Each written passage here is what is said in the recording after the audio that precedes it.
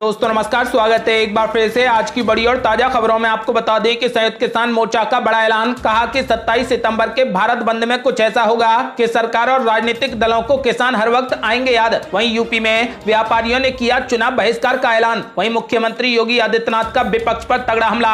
बोले पहले माफियाओं के पीछे चलती थी सत्ता, अब चलता है बुलडोजर। वहीं वरुण गांधी ने मुख्यमंत्री योगी आदित्यनाथ को लिखी चिट्ठी। गन्ने की कीमत 400 रुपए प्रति क्विंटल और पीएम किसान सम्मान निधि योजना की राशि दोगुनी करने की मांग। वहीं सपा ने किया बड़ा ऐलान।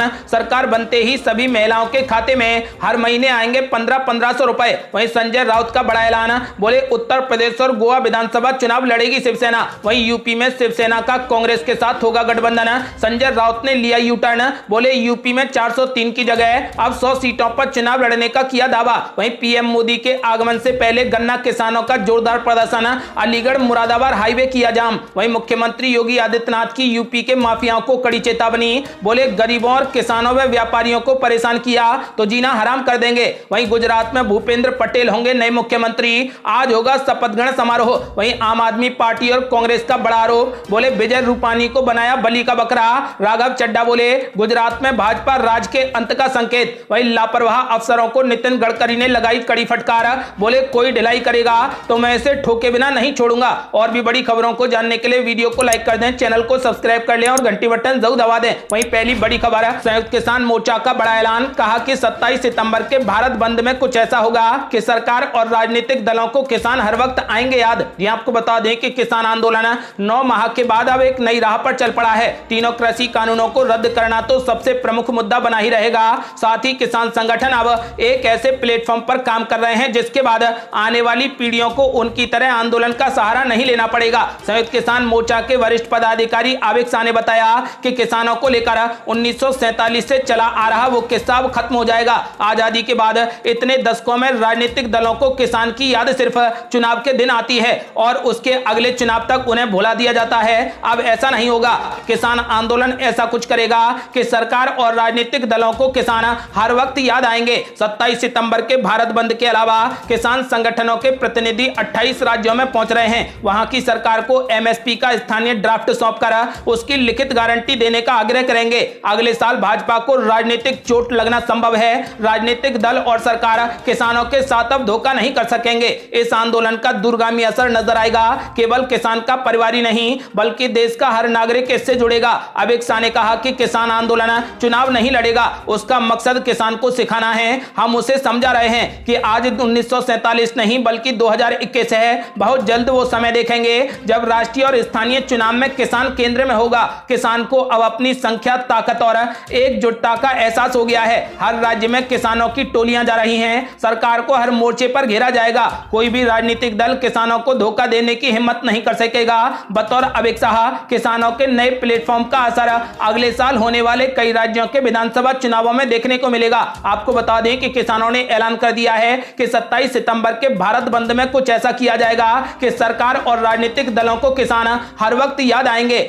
और बड़ी खबर, व्यापारियों ने यूपी विधानसभा चुनाव का किया बहिष्कार। ये आपको बता दें कि इंडो नेपाल सीमा खोलने की मांग को लेकर महाराजगंज के टूटीबारी में दूसरे दिन भी व्यापारियों ने अभियान चलाया। शनिवार को जहां पर हस्ताक्षर अभियान चला गया तो वहीं रविवार को व्यापारियों ने अपनी दुकानों के सामने 2022 के विधानसभा चुनाव के बहिष्कार का नोटिस लगा दिया। सीमा खोलने की मांग को लेकर टूटीबारी के व्यापारी लामबंद हो गए। इस मांग को लेकर रविवार को दुकानों पर चुनाव बहिष्कार की नोटिस चिपकाने में सभी व्यापारी एकजुट दिखे। व्यापार मंडल अध्यक्ष भवन प्रसाद गुप्ता ने बताया कि 23 मार्च 2021 से दोनों देश की सीमाएं सील हैं। इससे कस्बे का व्यापार बिल्कुल ठप पड़ा है। व्यापार न होने से दोनों देशों के सीमावर्ती व्यापारी परेशान हैं। उन्होंने कहा कि मुख्य मार्ग से 20 मीटर की दूरी पर पगडंडियों से लोगों का आना जाना है, लेकिन मुख्य रास्ते को सील कर दिया गया है। इसी वजह से उन्होंने यूपी विधानसभा चुनाव 2022 का बहिष्कार करने का ऐलान किया है। और बड़ी खबर, योगी आदित्यनाथ का विपक्ष पर जोरदार हमला। बोले पहले माफियाओं के पीछे चलती थी सत्ता, लेकिन अब चलता है बुलडोजर। यहां आपको बता दें कि उत्तर प्रदेश के मुख्यमंत्री योगी आदित्यनाथ ने रविवार को माफियाओं पर जोरदार हमला बोला।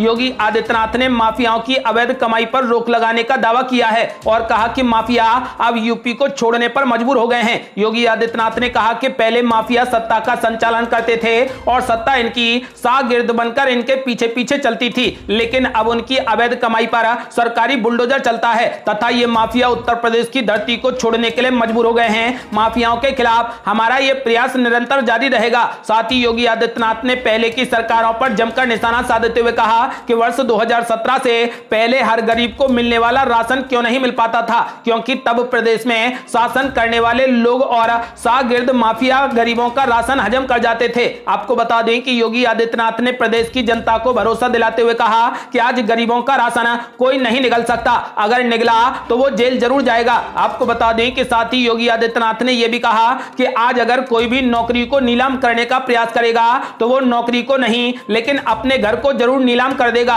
कोरोना के नियंत्रण होने पर योगी आदित्यनाथ ने कहा कि 24 करोड़ की आबादी वाले उत्तर प्रदेश में कोरोना महामारी नियंत्रण में है। कोरोना के भूत को यूपी ने बोतल में बंद करके रख दिया है। आपको बता दें कि योगी आदित्यनाथ ने साफ कहा है और विपक्ष को निशाने पर लिया है कि पहले माफियाओं के पीछे सरकार चलती थी लेकिन अब उसका बुलडोजर चलता है। और बड़ी खबर, बीजेपी नेता वरुण गांधी ने मुख्यमंत्री योगी आदित्यनाथ को लिखी चिट्ठी। गन्ने की कीमत 400 रुपए प्रति क्विंटल और पीएम किसान सम्मान निधि योजना की राशि को दोगुना करने की मांग। यह आपको बता दें कि उत्तर प्रदेश के किसानों को कई राहत देने की मांग करते हुए बीजेपी के सांसद वरुण गांधी ने रविवार को राज्य के मुख्यमंत्री योगी आदित्यनाथ को पत्र लिखा है। इसमें उन्होंने गन्ने की कीमतों में उल्लेखनीय वृद्धि करने यानी कि 400 रुपए प्रति क्विंटल करने, गेहूं और धान की सरकारी खरीद पर बोनस देने, प्रधानमंत्री किसान सम्मान निधि योजना की राशि दोगुनी करने और डीजल पर सब्सिडी देने की मांग की है। उत्तर प्रदेश से 3 बार के सांसद वरुण गांधी सर्वमान्य हल के लिए प्रदर्शन कर रहे किसानों से दोबारा बातचीत शुरू करने का समर्थन कर चुके हैं। योगी आदित्यनाथ को लिखे 2 पन्नों के पत्र में पीलीभीत से लोकसभा सदस्य ने किसानों की समस्याओं और उनकी मांगों का उल्लेख किया है। इसके साथ ही उन्होंने इन समस्याओं के समाधान के लिए कुछ सुझाव भी दिए हैं। आपको बता दें कि पत्र में वरुण गांधी ने गन्ने का मूल्य 400 रुपए प्रति क्विंटल करने का सुझाव दिया है, जबकि उत्तर प्रदेश में इसकी मौजूदा कीमत 315 रुपए प्रति क्विंटल तय की गई है। आपको बता दें कि पश्चिमी उत्तर प्रदेश में गन्ने की मुख्य रूप से खेती होती है, जो केंद्र के कृषि कानूनों के खिलाफ किसानों के प्रदर्शन का राज्य में केंद्र बना हुआ है। वरुण गांधी ने पत्र में लिखा कि किसानों को धान और गेहूं की सरकारी खरीद पर न्यूनतम समर्थन मूल्य यानी एमएसपी से 200 रुपए प्रति क्विंटल की दर से अतिरिक्त बोनस दिया जाना चाहिए। उन्होंने मांग की है कि प्रधानमंत्री किसान सम्मान निधि योजना के तहत किसानों को दी जा रही मदद दोगुनी कर 12,000 रुपए प्रति महीने की जानी चाहिए और राज्य को 12,000 रुपए में से 6,000 रुपए का योगदान अपने कोष से करना चाहिए। पीएम किसान योजना केंद्र की पहल है, जिसके तहत सभी किसानों को 6-6 हजार रुपए सालाना न्यूनतम आय समर्थन के तौर पर दिए जाते हैं। आपको बता दें कि बिजली और डीजल को लेकर किसानों की चिंता को साझा करते हुए वरुण गांधी ने पत्र में उत्तर प्रदेश के मुख्यमंत्री से डीजल पर 20 रुपए प्रति लीटर की सब्सिडी देने और बिजली की दरों में तत्काल प्रभाव से कटौती करने का अनुरोध किया है। उल्लेखनीय है कि इस महीने की 5 तारीख को बड़ी संख्या में किसान 3 कृषि कानूनों के खिलाफ संयुक्त किसान मोर्चा द्वारा मुजफ्फरनगर में बुलाए गए महापंचायत में शामिल हुए थे। उस समय वरुण गांधी से कहा था कि वे अपने लोग हैं और सरकार को सर्वमान्य हल के लिए उनसे दोबारा बातचीत शुरू करनी चाहिए। आपको बता दें कि फिलहाल बीजेपी नेता वरुण गांधी ने मुख्यमंत्री योगी आदित्यनाथ को पत्र लिखा है और गन्ने की कीमत 400 रुपए प्रति क्विंटल, इसके साथ पीएम किसान सम्मान निधि योजना की राशि को 12,000 रुपए करने की मांग की है। और बड़ी खबर, उत्तर प्रदेश में सपा ने कर दिया बड़ा ऐलान। कहा कि सरकार बनते ही सभी महिलाओं के खाते में हर महीने आएंगे 1,500 हजार रुपए। ये आपको बता दें कि भाजपा की सरकार में लोगों में दहशत, महंगाई व अपराध बढ़े हैं। यदि सपा की सरकार बनी तो प्रदेश को भयमुक्त बनाने के साथ ही सभी महिलाओं के खातों में प्रतिमाह 1,500 हजार रुपए पेंशन दी जाएगी। ये बातें समाजवादी पार्टी महिला प्रकोष्ठ की राष्ट्रीय अध्यक्ष जूही सिंह ने कही है। आगामी विधानसभा चुनाव की तैयारियों को लेकर रविवार को किसान इंटर कॉलेज भभुआ में समाजवादी पार्टी की सभा आयोजित की गई। आपको बता दें कि सभा को संबोधित करते हुए उन्होंने भाजपा सरकार पर जमकर हमला बोला। उन्होंने कहा कि यह सरकार मायावी, बहरूपिया व झूठे लोगों की सरकार है। ये कहते कुछ हैं और करते कुछ हैं। पूरे प्रदेश में हत्या, लूट, छिनैती, दुष्कर्म और आतंक फैला हुआ है। व्यापारी व बेटियां, महिलाएं अपने को असुरक्षित महसूस कर रही हैं। उन्होंने कहा कि 2022 में निश्चित रूप से सपा की सरकार बनेगी। हमारी सरकार समाजवादी पेंशन के रूप में सभी महिलाओं के खाते में प्रतिमाह 1500 रुपए भेजेगी। पूर्व मंत्री योगेश प्रताप सिंह ने भाजपा सरकार को हर मोड़ पर फेल बताया और कहा कि कोरोना महामारी के दौरान अस्पतालों में लोगों को दवा व ऑक्सीजन भी नहीं मिली। ITI पॉलिटेक्निक बंद पड़े हैं। डीजल, पेट्रोल व सरसों के तेल सहित अन्य दैनिक उपयोगी सामान की कीमत आसमान छू रही है। उन्होंने कहा कि सपा के नेता जनता की सेवा करना अपना कर्तव्य समझते हैं। आपको बता दें कि सपा ने यूपी में ऐलान कर दिया है कि इस बार यूपी में सपा की सरकार बनेगी और हर महिला के खाते में प्रति माह 1,500 रुपए भेजे जाएंगे। और ये बड़ी खबर, संजय राउत ने कर दिया बड़ा ऐलान। बोले उत्तर प्रदेश और गोवा विधानसभा चुनाव लड़ेगी शिवसेना, यूपी में कांग्रेस के साथ होगा गठबंधन। ये आपको बता दें कि शिवसेना सांसद संजय राउत ने रविवार को कहा कि उनकी पार्टी उत्तर प्रदेश और गोवा में अगले साल की शुरुआत में होने वाले विधानसभा चुनाव लड़ेगी। उन्होंने दावा कर दिया है कि पश्चिमी उत्तर प्रदेश में किसान संगठनों ने उनकी पार्टी को खुला समर्थन देने की इच्छा जाहिर की है। साथ ही संजय राउत ने यह भी ऐलान कर दिया है कि इस बार यूपी में शिवसेना कांग्रेस के साथ गठबंधन कर चुनाव लड़ेगी। यहाँ संवाददाता से बातचीत में संजय राउत ने कहा कि शिवसेना उत्तर प्रदेश में 80 से 100 सीटों पर अब अपने उम्मीदवार उतारेगी, जबकि गोवा में पार्टी करीब 20 सीटों पर चुनाव लड़ेगी। उत्तर प्रदेश में विधानसभा की कुल 403 सीटें हैं और गोवा में 40 सीटें हैं। इससे एक दिन पहले ही संजय राउत ने ऐलान किया था कि यूपी में शिवसेना पूरी 403 सीटों पर चुनाव लड़ेगी और कोई भी गठबंधन नहीं करेगी। लेकिन एक दिन बाद ही शिवसेना सांसद संजय राउत ने यूटर्न मारा है और गठबंधन का ऐलान कर दिया है। आपको बता दें कि उन्होंने यूटर्न मारते हुए कहा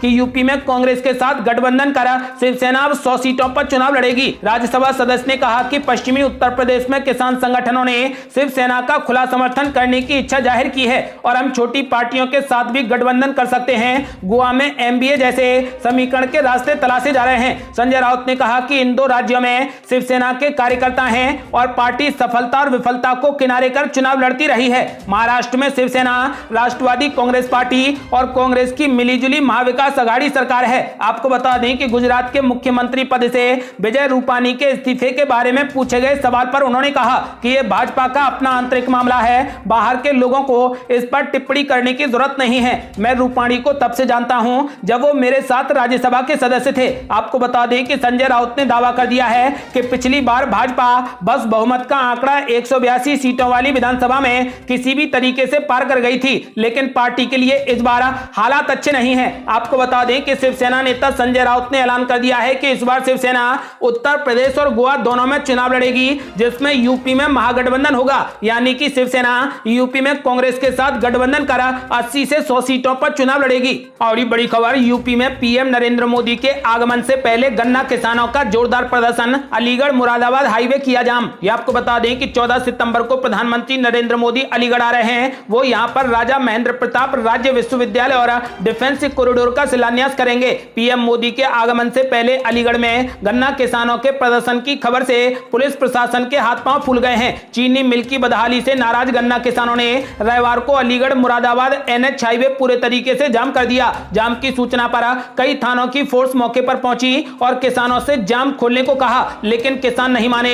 इस दौरान किसान और पुलिसकर्मियों की काफी नोकझोंक भी हो गई। आपको बता दें कि फिलहाल पुलिस ने जब वार्ता करनी चाहिए तो किसानों ने वार्ता करने से साफ इनकार कर दिया। इस बीच पुलिस से किसानों की काफी देर तक नोकझोंक हुई। किसान सर्किट हाउस के घेराव की मांग पर अड़े रहे। आपको बता दें कि फिलहाल पीएम नरेंद्र मोदी के आगमन से पहले अलीगढ़ में गन्ना किसानों के प्रदर्शन की खबर से पुलिस प्रशासन के हाथ पांव फूल गए हैं। चीनी मिल की बदहाली से नाराज गन्ना किसानों ने रविवार को अलीगढ़ मुरादाबाद नेशनल हाईवे को जाम कर दिया। मौके पर पुलिसकर्मियों ने जाम खुलवाने की पूरी कोशिश की, लेकिन किसानों ने नहीं मानी। किसानों के प्रदर्शन को देखते हुए मौके पर भारी।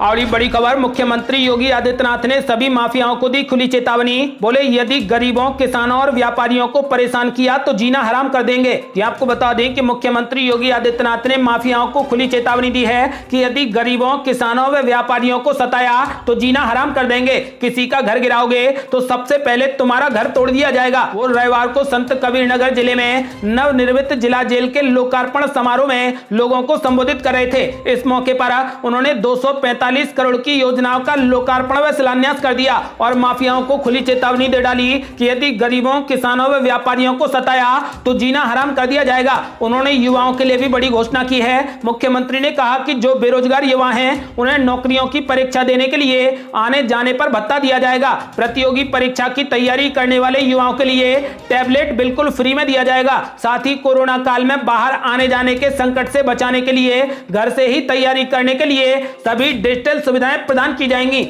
और बड़ी खबर, भूपेंद्र पटेल होंगे गुजरात के नए मुख्यमंत्री। आज होगा शपथ ग्रहण समारोह। ये आपको बता दें कि विजय रूपानी के इस्तीफे के बाद गुजरात के नए मुख्यमंत्री के नाम का ऐलान कर दिया गया है। भूपेंद्र पटेल को गुजरात का नया मुख्यमंत्री बनाया गया है। भूपेंद्र पटेल ने राज्यपाल से भी मुलाकात कर ली है। केंद्रीय मंत्री और बीजेपी नेता नरेंद्र सिंह तोमर ने बताया कि भूपेंद्र पटेल को बीजेपी विधायक दल के नेता के रूप में चुना गया है। अब भूपेंद्र पटेल गुजरात के नए मुख्यमंत्री होंगे। आपको बता दें कि आज भूपेंद्र पटेल मुख्यमंत्री पद की शपथ लेंगे।